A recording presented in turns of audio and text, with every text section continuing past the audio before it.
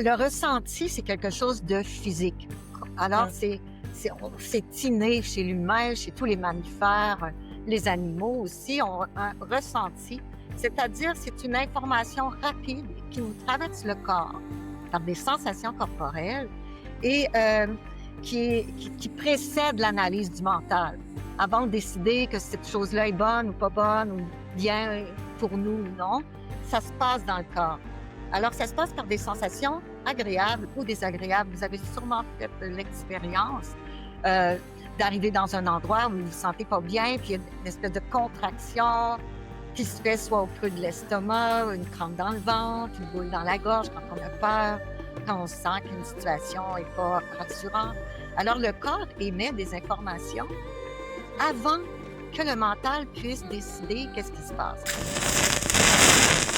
Le pouvoir féminin, c'est la force créatrice et la capacité de s'harmoniser parce qu'on a la chance, les femmes, d'avoir un cycle menstruel qui nous permet de vivre les différentes saisons. On va dire, l'hiver, c'est nos menstruations, c'est de revenir à l'intérieur de soi, c'est de se reposer parce que le corps a besoin de se régénérer, puis on continue. Le printemps, l'été, c'est l'ovulation, c'est wow, c'est l'éclosion, c'est la fertilité, c'est le côté yang qui se révèle de ce qui a germé dans notre matrice durant les menstruations, les prises de conscience, les réalités.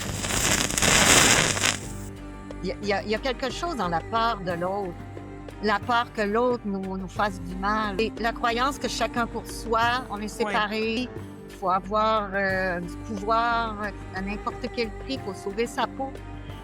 Alors, c'est pour ça que Reliance est arrivé, parce que l'humain est capable de beaucoup plus que ça, selon moi. Elles sont en nous, ces deux énergies-là. Elles sont dans la nature aussi. Elles sont complémentaires. À l'intérieur de nous aussi, on a le féminin, le masculin. On a deux hémisphères au niveau de notre cerveau. Alors, on a un hémisphère féminin, un hémisphère masculin, droite-gauche. Alors, ces deux hémisphères-là peuvent se relier ensemble à travers un petit pont qui les relie.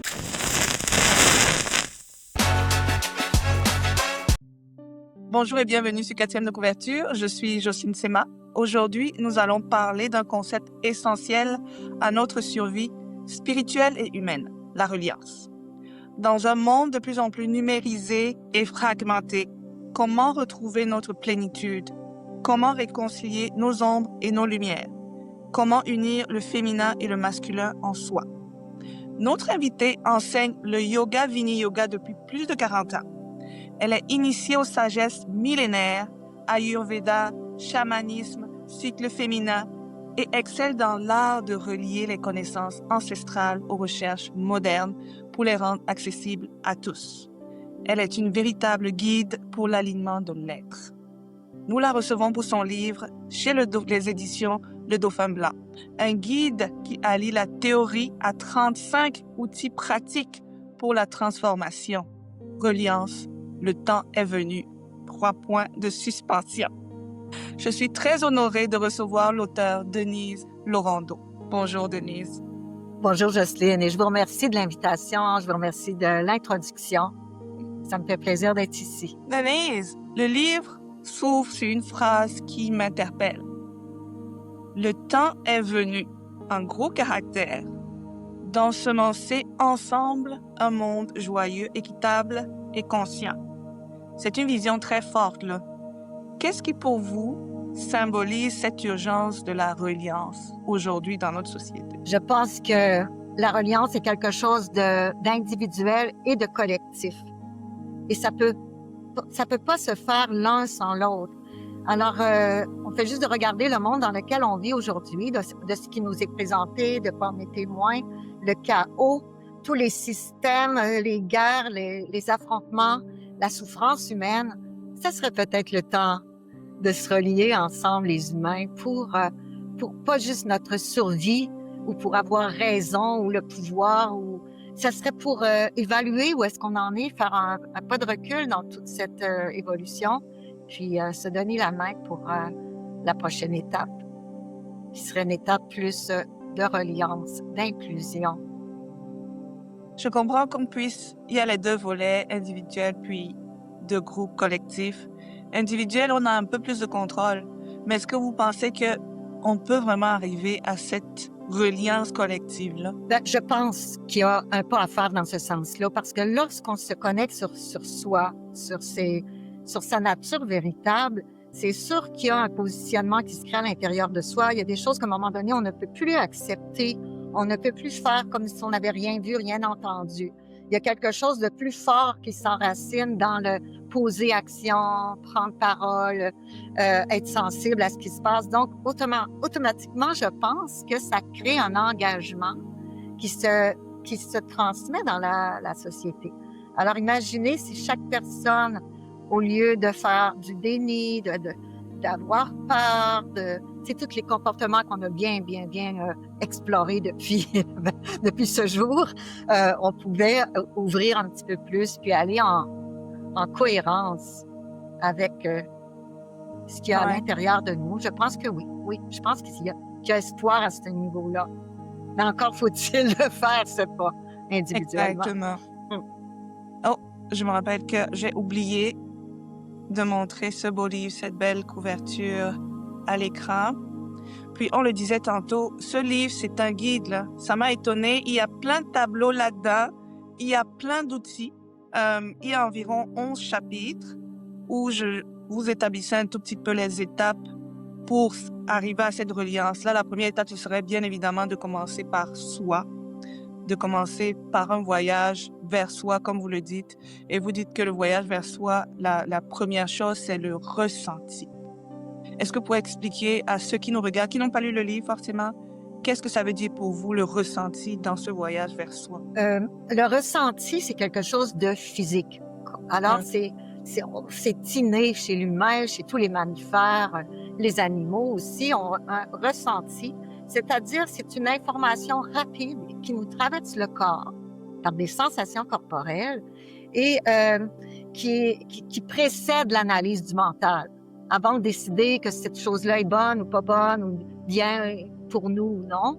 Ça se passe dans le corps.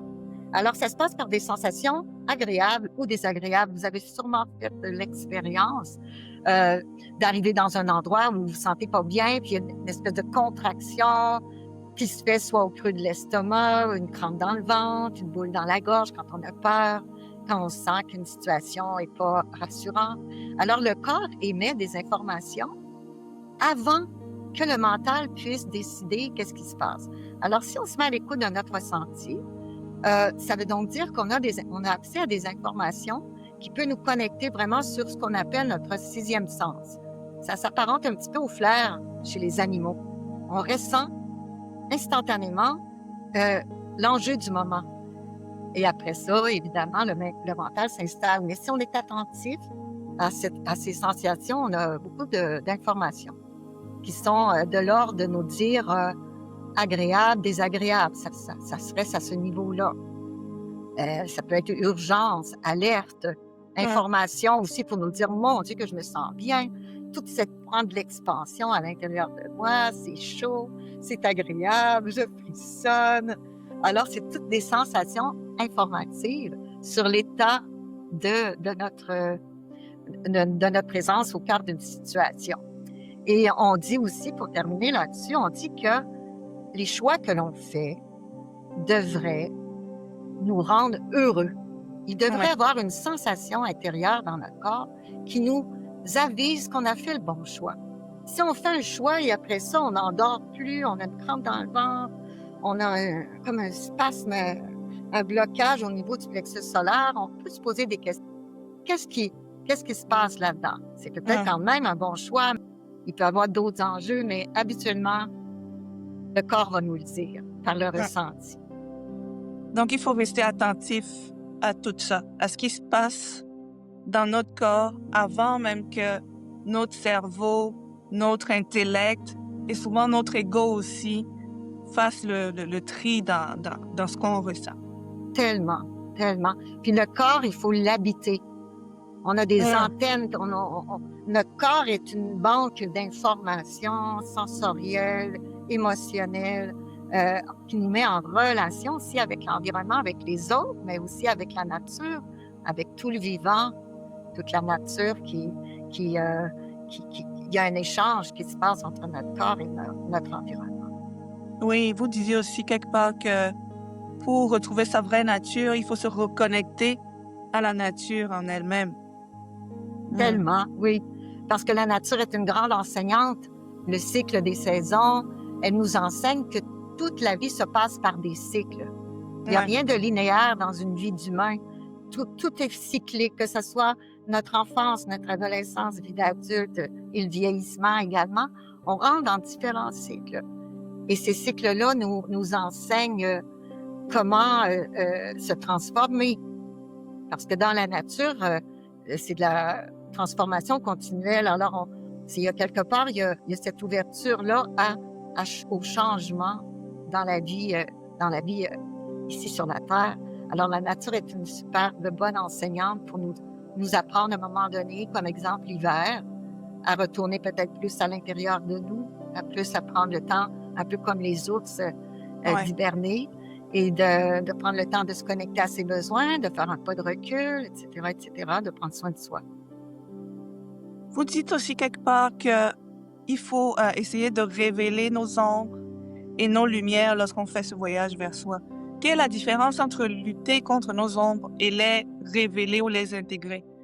À quoi ça nous sert de devoir faire le tri entre nos ombres et nos lumières? J'aime beaucoup votre question parce qu'elle est au cœur de ma propre démarche personnelle.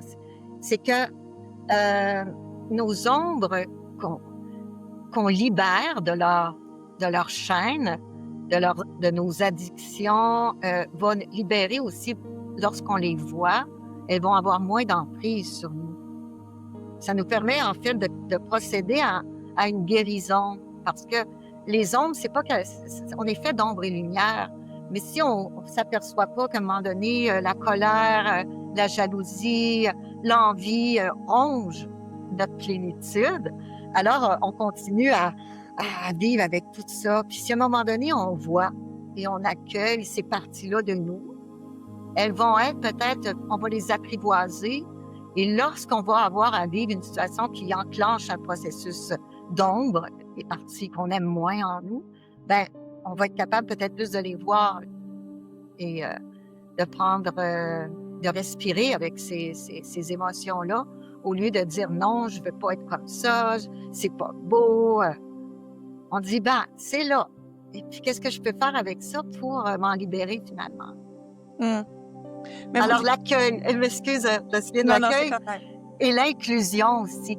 Oui. Au lieu de lutter, je dis, et si j'ose embrasser mes blessures, mes parties plus vulnérables, au lieu de les voir menaçantes à mon intégrité, si je les accueille comme une maman accueille ses enfants, là, tranquillement, accueillir que ça se peut que, parce que c'est comme ça, la variabilité de nos émotions, il n'y a rien de linéaire là-dedans, alors ça se peut qu'il y a des périodes dans notre vie plus vulnérables et de ne pas le vivre comme un échec ou une perte d'estime de soi, nécessairement.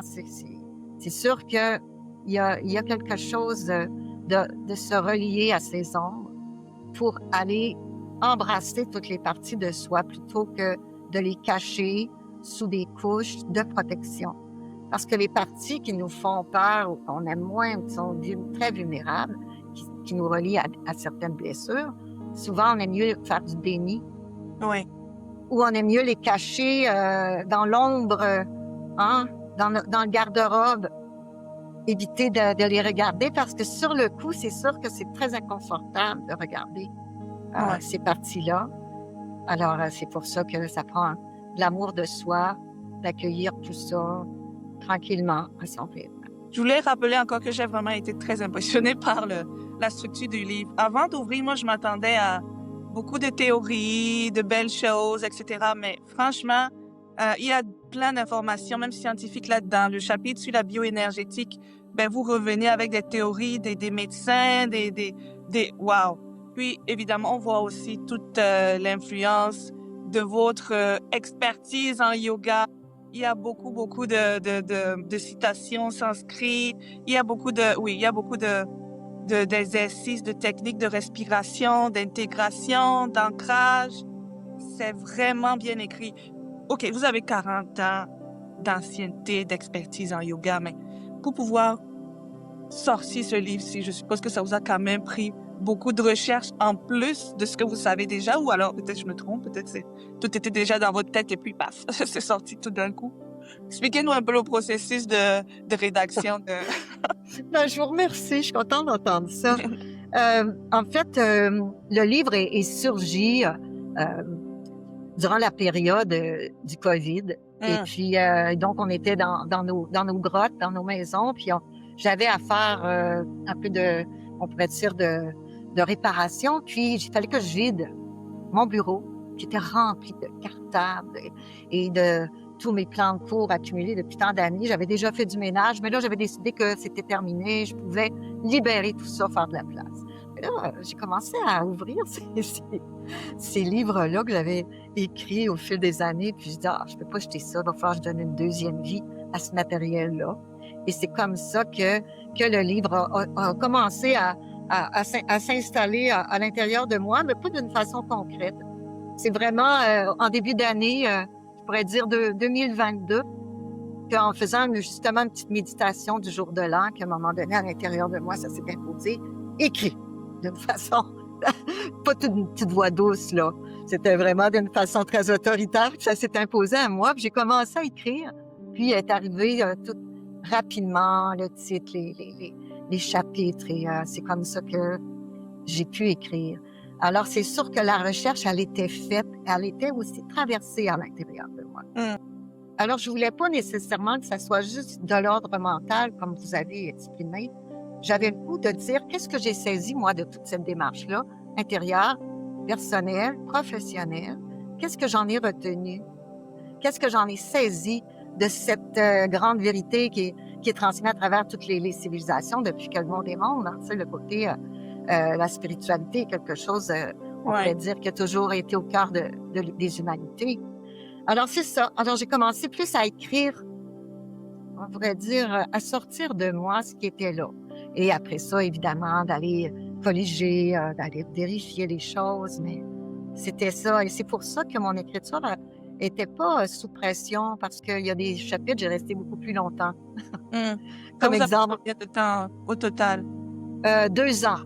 2 ans avec la sortie, incluant la sortie du livre.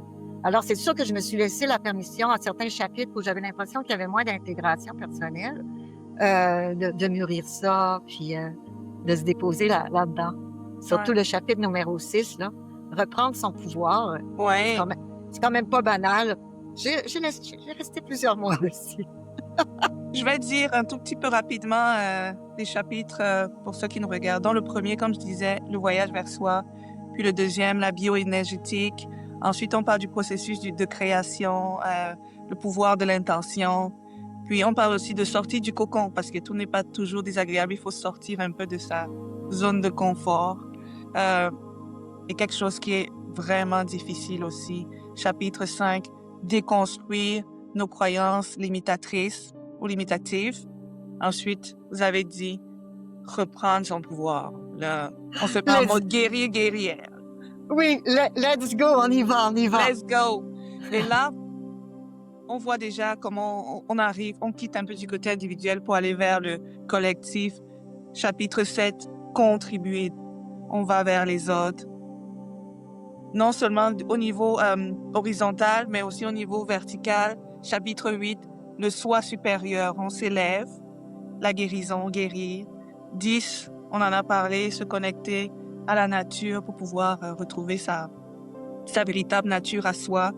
Puis, chapitre 11, amour et reliance, de la dualité à l'unité. C'est des beaux chapitres, c'est un beau guide, c'est un beau livre, là. Puis, comme c'est pas un roman, faut que les gens sachent que c'est pas un roman, c'est un livre qu'on garde auprès de son lit, table de chevet, lorsqu'on en a besoin. On veut faire une petite, technique de respiration. On va à la page, on s'assoit, on s'ancre, puis on s'accorde 10-15 minutes. Si on veut comprendre un thème, une thématique, on ouvre le livre, on va regarder. C'est vraiment un guide, là, ça se ça se garde en soi au quotidien. Anyway, c'est comme ça que je le vois. Merci. Puis effectivement, souvent, je dis aux gens, étant donné que ça, c'est pas un roman, oui, on peut le lire en suivant le processus, mais on peut aussi le lire en ouvrant un chapitre qui nous interpelle davantage ou en ouvrant le livre à une page et puis on dit, voilà, je vais lire qu'est-ce qui est là, puis je vais voir avec la synchronicité de comment je me sens aujourd'hui, qu'est-ce que je peux lire, comment il peut y avoir une reliance, une synchronicité en ce moment avec ma lecture et ce que je vis à l'intérieur de moi. Denise, au quotidien, comment est-ce que ça se manifeste exactement, la reliance? Ben, c'est la conscience d'être dans le moment présent. La conscience que, tu sais, on a un corps, on a un cœur, on a un mental. D'abord, c'est la reliance. Il y a comme 3 types d'énergie à l'intérieur de soi-même. Alors, prendre soin de son corps, prendre soin de faire des choses qui nous connectent à nos sensations, à notre présence au corps. Ensuite, il y a les émotions, mais on n'est pas juste des émotions. Les journées, on est submergé par nos émotions. Alors, on se dit, bon, ben, c'est sûr que les émotions sont là, mais je suis pas juste un paquet d'émotions. Alors, on se ressent. On a le mental aussi. On sait que notre mental, il peut nous élever, nous amener dans des pensées qui nous élèvent et puis nous amener dans des pensées qui sont de la rumination. Alors, c'est de prendre conscience de ça, tout simplement. C'est pas plus grave que ça. Des fois, juste se levant le matin, en mettant le pied, puis là, mettons qu'on se lève le matin, puis on grogne, puis on chiale, puis si on s'en rend compte, on peut justement se faire un petit sourire, dire « OK, c'est correct, c'est bien. Maintenant, là, on reprend ça. » Alors, c'est d'être dans la conscience d'abord de ces états-là qui nous habitent, être dans la conscience aussi de qu'est-ce que je veux vraiment voir apparaître dans ma vie. Ça, on y va avec notre côté créatif aussi. Qu'est-ce qui m'habite? C'est quoi mes rêves? C'est quoi mes envies? Qu'est-ce que j'ai besoin? Se poser souvent la question pour réaligner, réajuster. Pas juste être ballotté par par les choses à l'extérieur de nous. Parce que souvent, on s'identifie à nos rôles, on s'identifie à nos tâches, à ce qu'on fait. On répond aux attentes de tous et chacun. Puis nous autres, on est comme un petit hamster dans une roue, puis on tourne, puis on tourne, puis on tourne. Alors, l'idée, c'est que d'avoir cette vision d'ensemble, mais pas se perdre de vue comme être humain. Se poser souvent des questions. Est-ce que ce que tu fais en ce moment, tu es bien avec ça? Ouais. Oui, alors on continue. T'es pas bien, ben pourquoi? Qu'est-ce qui se passe à l'intérieur de toi si t'es pas bien? Si la tâche est trop lourde, des conflits avec les collègues. En fait, il faut identifier aussi des fois les choses qui peuvent nous perturber. Alors, c'est peut-être pas tout l'ensemble qui est pas correct, mais peut-être un petit plan où est-ce qu'il va falloir communiquer, dire les vraies affaires, dire écoute, je suis bien dans cette situation pour telle ou telle raison. Ça peut être en relation avec nos enfants, notre conjoint, peu importe. Nos amis. Alors, c'est ça, c'est l'attention quand même, hein? À notre corps, notre cœur, nos pensées, puis notre être. En yoga, on dit que lorsqu'on reste aligné dans notre axe, il y a une autre partie de soi qui se révèle. Et c'est notre partie de sagesse. Parce que cette partie-là, elle est plus connectée à une vision globale. Je sais que les anciens, les Autochtones appelaient cette vision-là la vision de l'aigle, où est-ce qu'on voit tout l'ensemble d'une situation. Et c'est plus facile à ce moment-là de voir où est-ce qu'on a le goût d'agir ou qu'est-ce qu'on a le goût de réajuster. Je sais pas si ça répond à ta question, mais ça fait partie. Il faut ramener ça au plus petit, au plus petit geste, mouvement, la conscience. Il y a quelque chose de très chaleureux dans la façon dont vous parlez. Il y a quelque chose de très doux, de très agréable, de très joyeux. Je sais pas pourquoi je le dis ça, mais c'est agréable de vous entendre parler. Je suis touchée parce que vous me dites, parce que c'est la première fois que j'ai un regard, à part de mon éditeur, bien sûr, et de l'équipe, mais que j'ai un regard aussi clair de ce sujet-là qui est quand même délicat, là. Et d'avoir un regard aussi clair, une perception en miroir à travers ce que vous en avez saisi. ça me touche beaucoup. Je me dis, merci, c'est comme possible pour tout le monde, dans le sens que je voulais que ça soit accessible aussi. Ça fallait, ça c'est certain, oui. Vous avez dit aussi, on a parlé de déconstruire nos croyances limitatives. Selon vous, là, dans notre monde aujourd'hui, c'est quoi les croyances les plus fréquentes, mettons, qui nous limitent? Malheureusement, je dirais la peur de l'autre. La menace que l'autre... Il y a quelque chose dans la peur de l'autre, dans cette restriction-là d'oser se dévoiler, la peur du jugement des autres, la peur du regard des autres, la peur que l'autre nous fasse du mal. Il y a quelque chose la peur d'être manipulé, la peur de la violence, c'est la peur de perdre. En ce moment, il y a beaucoup de restrictions, hein? Donc, c'est comme s'il y avait un étau qui se tisse autour des humains pour entrer dans un moule. C'est une peur, ça. Alors, la croyance qu'on est séparés. Séparés, oui, la croyance que chacun pour soi, on est séparés, faut prendre sa place dans ce monde-là à n'importe quel prix. Il faut avoir du pouvoir à n'importe quel prix. Il faut sauver sa peau. Alors, c'est pour ça que Reliance est arrivé, parce que l'humain est capable de beaucoup plus que ça, selon moi. Et la peur, la reliance, ça nous relie aussi au fait, à l'idée que nous sommes, d'accepter le fait que nous sommes interdépendants. Ouais. Je dis bien dépendants, parce que les gens n'aiment pas ce mot, mais on est interdépendants les uns des autres. C'est pas juste pour notre survie, là, mais c'est pour aussi le vivre, pour continuer d'évoluer. J'ai besoin de votre talent, j'ai besoin de la médecine de un et de l'autre, j'ai besoin de la compréhension des gens.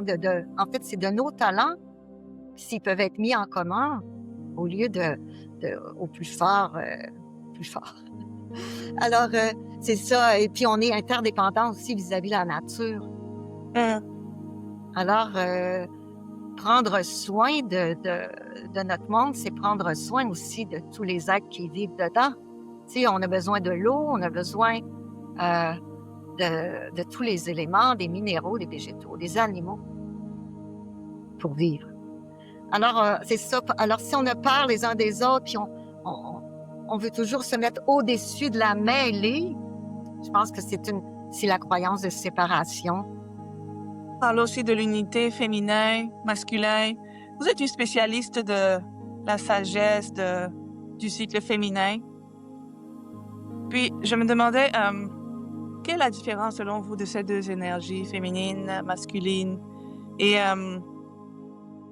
comment unifier les deux? Alors, elles sont en nous, ces deux énergies-là. Elles sont dans la nature aussi. Elles sont partout.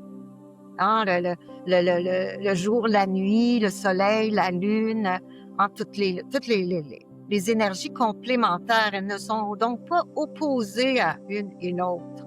Elles sont complémentaires. À l'intérieur de nous aussi, on a le féminin, le masculin. On a deux hémisphères au niveau de notre cerveau. Alors, on a un hémisphère féminin, un hémisphère masculin, droite-gauche. Alors, ces deux hémisphères-là peuvent se relier ensemble à travers un petit pont qui les relie. Et plus c'est fluide entre les deux hémisphères, plus que notre côté intuitif, notre côté sensibilité, notre côté connecté à l'ensemble du vivant, peut se relier à notre côté yang, qui est notre côté je pose action. Alors, un est un réceptacle, l'autre est plutôt une forme, une flèche, on va dire. Alors, il y a une puissance autant dans l'ombre que dans la lumière, si on fait lune, soleil. Il y a autant une force dans notre intériorité, dans notre capacité de développer notre ressenti, notre intuition, notre capacité de faire la synthèse des choses et puis de créer, de transformer les choses. Comme il y a une force incroyable à prendre ça et à le développer. Alors, le côté yang, ça va être le côté structure, ça va être le côté processus.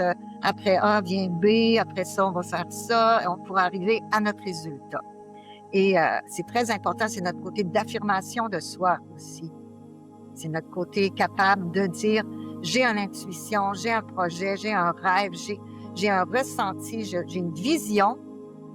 Alors, comment je peux mettre ma vision vraiment dans la matière? Alors, c'est pour ça qu'on a besoin des deux pour créer notre équilibre personnel et notre entièreté.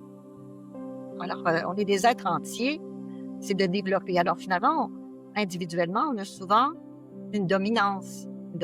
Alors, voilà. Alors, la dominance, on sait très bien que c'est parfait, c'est une belle force. Maintenant, il faut développer le complément pour en arriver à un équilibre, si possible, dans notre vie. Il y a aussi quelque chose, OK, j'hésite à en parler, mais OK, let's go. Si j'en reviens au cycle féminin, ce que moi j'ai constaté, c'est que dans nos sociétés, surtout pour le cycle féminin, enfin, le cycle de la femme, le cycle féminin, on a beaucoup mis, peut-être c'est juste une perception erronée, mais anyway, c'est ma perception. On a beaucoup mis l'accent sur le rôle de la femme mère, mettons. Dans le sens où, de ce que je vois dans la plupart des sociétés, la femme, c'est supposé être une mère. Lorsqu'elle cesse de pouvoir être mère, lorsque son corps ne peut plus procréer, elle est un tout petit peu mise de côté. Pourtant, ce n'est pas pour rien que la nature, parce que la femme, c'est quand même des deux genres, des deux sexes, c'est le sexe qui meurt le plus tard, mettons. Mais la nature n'a pas été stupide ou bête de laisser la femme continuer à vivre après qu'elle ne soit plus capable de faire des enfants. Il doit avoir une raison à cela. Et moi, je pense que la raison pour laquelle la femme continue à vivre si longtemps après avoir été capable de procréer, alors que l'homme, lui, continue à procréer, ça veut dire que l'homme, son rôle, selon la nature, c'était de continuer à procréer, mais personne n'essaie de voir un tout petit peu c'est quoi en fait le rôle de la femme après qu'elle... Et moi, j'ai l'impression que c'est la sagesse. Parce que il y a beaucoup de femmes qui, oui, même si elles sont plus capables de procréer ou elles n'ont pas envie de procréer anyway, elles continuent d'être maman d'une autre façon. Elles continuent non pas seulement d'éduquer leurs propres enfants, mais d'éduquer le village, d'éduquer leur entourage. Et je trouve qu'on ne prête pas assez attention à ce que les femmes, les grands-mères, les tantes, les grandes sœurs sont capables de fournir comme sagesse. Il y a certaines, surtout en Afrique, parce que je suis originaire d'Afrique, il y a certaines, comment on dit? Il y a certaines ethnies, il y a certaines sociétés qui sont encore matriarcales et où la sagesse, le rôle de la femme dans la société, c'est extrêmement important, surtout à partir d'un certain âge. Ce sont celles qu'on appelle des sorcières positivement parce que c'est elles qui ont, ce sont des médecins, mettons. C'est elles les sages-femmes, c'est elles les conseillères, c'est elles. Anyway, où est-ce que je vais en venir avec tout ça? Ce que je vais en venir, c'est que vous êtes spécialiste du cycle féminin. Depuis 40 ans que vous faites du yoga, vous devez avoir eu des femmes dans votre clientèle de tous les âges possibles. Qu'est-ce que vous pensez du rôle de la femme après son rôle de procréation, mettons, entre guillemets? Je ne sais même pas si c'est lié à votre livre, mais bon, je voulais en parler. Ben, je partage votre vision. Et une partie de mon enseignement, c'était de redonner, de permettre aux femmes de retrouver leur pouvoir féminin, qui est pas juste celui de faire des enfants, non. C'est que le pouvoir féminin, c'est la force créatrice et la capacité de s'harmoniser, parce que on a la chance, les femmes, je dis bien la chance, d'avoir un cycle menstruel qui nous permet de vivre un cercle qui nous amène à vivre les différentes étapes, les différentes saisons, on va dire. L'hiver, c'est nos menstruations, c'est de revenir à l'intérieur de soi, c'est de se reposer parce que le corps a besoin de se régénérer, puis on continue. Le printemps, L'été, c'est l'ovulation, c'est wow, c'est l'éclosion, c'est la fertilité, c'est le côté yang qui se révèle de ce qui a germé dans notre matrice durant les menstruations, les prises de conscience, les réalités qu'on prend conscience dans notre matrice durant les menstruations.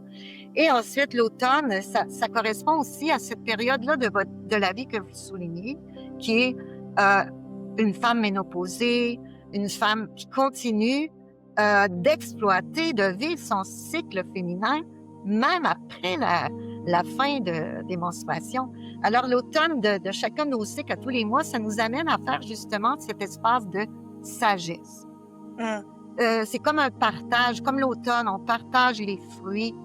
Il y a une vision globale qui s'installe à tous les mois. D'abord, on apprivoise cette sagesse-là en faisant le recul, en voyant qu'est-ce que j'ai accompli dans ce cycle-là, qu'est-ce qui est pas mûr, qui permet de partager aussi avec d'autres, avec la communauté, des visions, un tri, un bilan, une note de sagesse à travers ce regard-là qui revient à tous les mois d'abord. Fait qu'imaginez que les sociétés anciennes, ancestrales, ils avaient compris ça.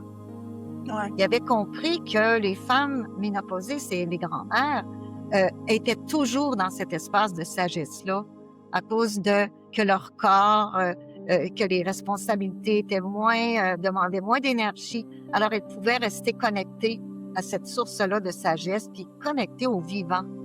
Parce que les femmes, parce qu'elles portent la vie dans nos gènes profondes, on nourrit le vivant.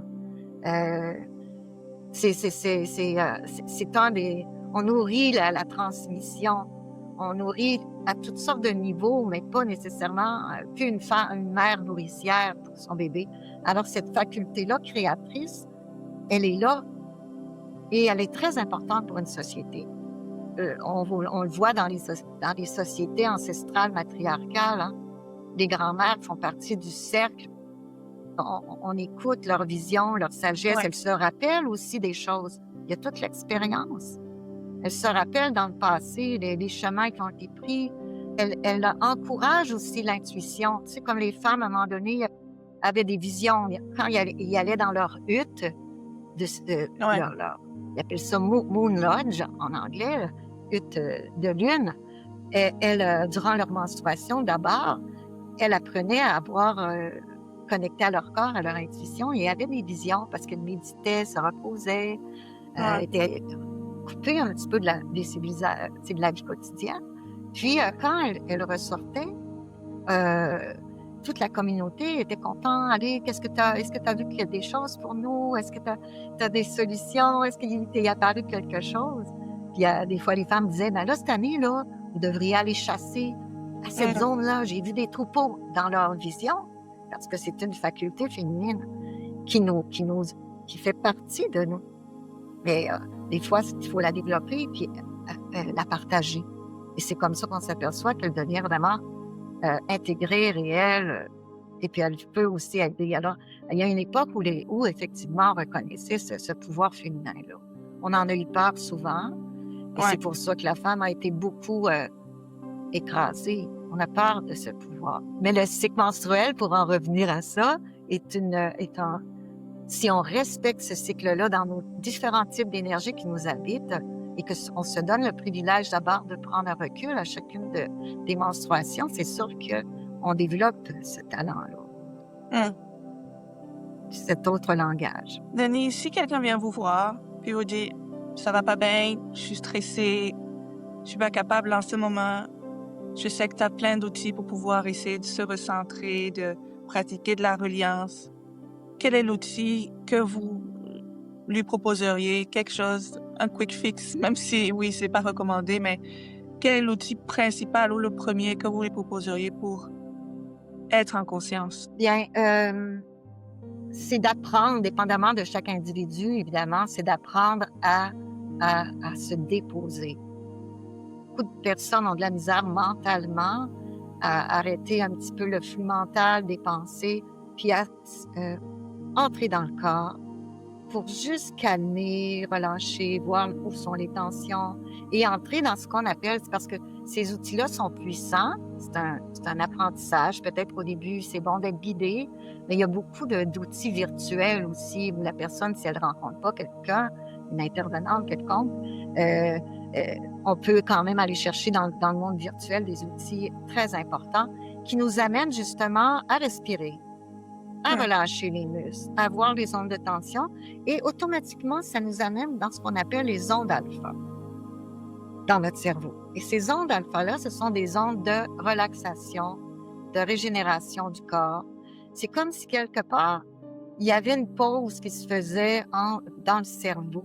Le cerveau se repose parce que les ondes nous amènent à comme être dans le neutre. On pourrait dire, il y a des termes qui disent le point zéro, le point de neutralité, qui nous permet justement d'avoir un petit vide, une vacuité. En restant concentré, je ne sais pas, sur mes pieds, mon bassin. Donc, le mental, on dit, toi, tu viens avec moi, je vais te guider.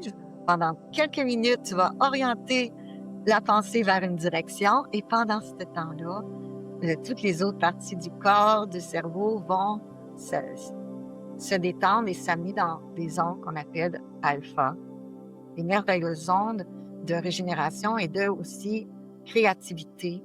C'est dans ces ondes-là qu'on peut aussi, on pourrait dire, guérir des choses. C'est laisser aller ou qui peut nous apparaître à un moment donné une image. OK, moi, ce que j'aurais besoin, c'est de la nature. Je vois un arbre, je vois l'enracinement. Dans ces zones-là, il y a un vide où est-ce que des fois, c'est l'intervenant qui suggère une image de calme, puis des fois, ça vient du monde intérieur, des symboles de la propre personne. Alors, c'est sûr que respirer, se détendre, aller dehors, retrouver une routine aussi, des fois régulière au niveau du sommeil, au niveau d'aller dehors, Ouais. retrouver les gestes de base. Ouais. Denise, est-ce que, si vous êtes prête, on peut passer au volet méditation? C'est comme vous voulez. Parfait. Ça pourrait faire une expérience dans ce qu'on vient de parler. Exact. Alors, ce que je pourrais faire vivre aux auditeurs en ce moment, ce serait un petit moment d'intériorisation qui vous permet d'entrer tout simplement en relation avec vous et de ressentir, d'observer sans jugement peut-être 3 centres importants dans votre corps que je vais vous amener.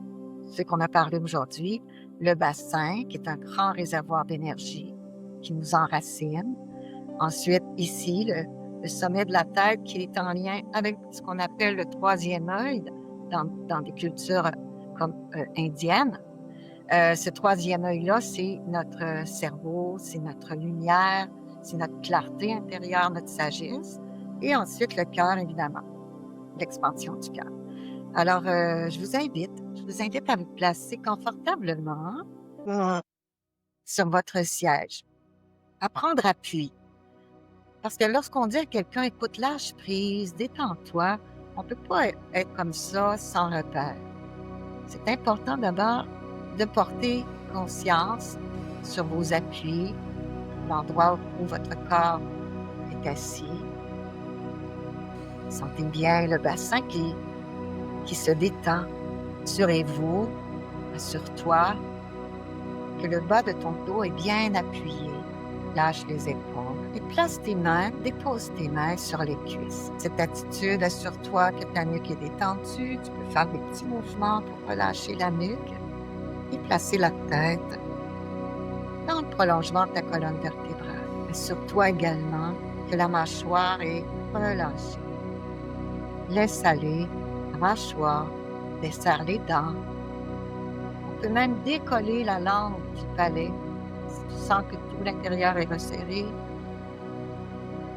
Même la langue dans la bouche peut se gonfler, s'étaler, se relâcher.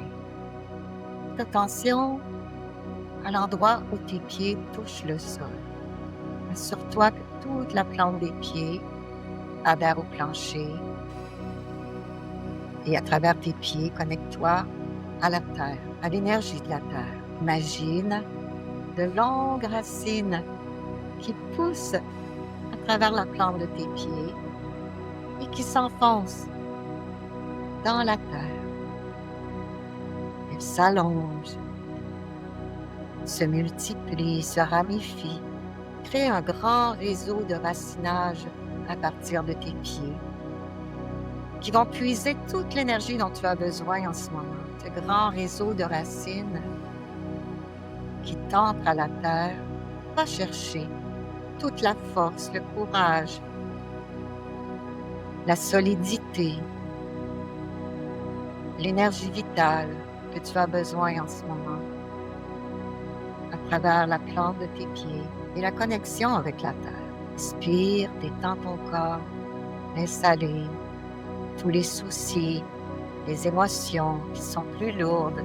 Permets à l'énergie de la terre de recycler les énergies qui sont lourdes, denses. Donne-les à la terre, relâche, laisse aller. Fais un délestage, la fatigue, les tensions. Et permets maintenant à cette énergie de la terre de monter à travers tes pieds, tes jambes, jusqu'à ton bassin, jusqu'à ton ventre, jusqu'au lieu qui est un grand réservoir d'énergie vitale. Cette énergie qui remonte s'accumule dans ton ventre, laisse aller ton bassin, le poids de ton corps de plus en plus sur la chaise. Et cette énergie qui s'accumule dans ton ventre te connecte à ton ressenti. Temps de respirer, d'amener l'air dans ton abdomen par une respiration plus ample. Laisse maintenant cette énergie monter le long de ta colonne vertébrale. Elle va monter jusqu'à tes épaules, jusqu'à ta nuque, jusqu'au sommet de ta tête. Visualise maintenant le lien qui te relie à l'univers. Imagine au-dessus de ta tête un grand réservoir, un grand réceptacle qui reçoit l'énergie solaire, l'énergie de la lumière, de la source. Accueille cette énergie par le sommet de ta tête. Celle-ci descend et pénètre lentement par la couronne. Elle descend au niveau de ton crâne, nourrit tout ton système nerveux. Ressens cette lumière, cette chaleur, les rayons solaires qui descendent tout lentement. Elles descendent le long de ta colonne vertébrale. Et ainsi, l'énergie circule dans ton corps, de bas en haut, de haut en bas. L'énergie circule à travers toutes les pores de ta peau. Ton attention à tes narines. Respire doucement cette énergie qui monte dans tes narines, comme des milliers de petites étincelles qui pénètrent et qui montent jusqu'au troisième œil. L'énergie se fixe, ton crâne brille et à l'expiration, laisse aller. Laisse aller cette énergie lumineuse qui se répand partout,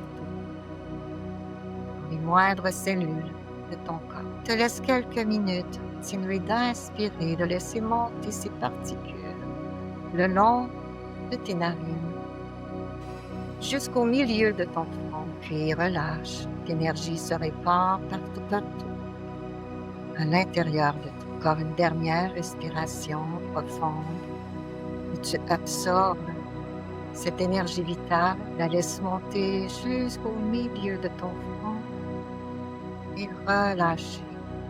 Cela se répand jusqu'au bout des orteils, jusqu'au bout de tes doigts, jusqu'au sommet de ta tête et jusqu'au cœur, à l'intérieur de ta poitrine. Cette énergie de la terre et du ciel, du soleil, se fusionne dans ton cœur.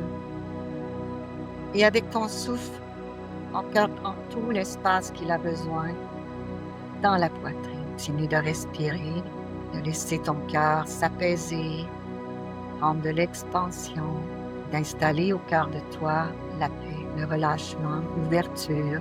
Je vous laisse quelques secondes pour compléter l'exercice et à votre rythme, reprendre contact avec les points d'appui de tes pieds au sol, de ton bassin étendu, tes mains, expiration. Quand tu te sentiras disposé, ouvre les yeux. Très, très agréable. J'étais loin. Et on... Oh!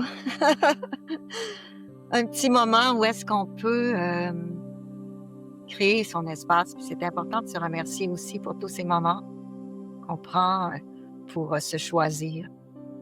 Denise, est-ce qu'il y a des choses que vous auriez aimé qu'on parle davantage et dont on n'a pas parlé aujourd'hui? Je pourrais peut-être juste compléter par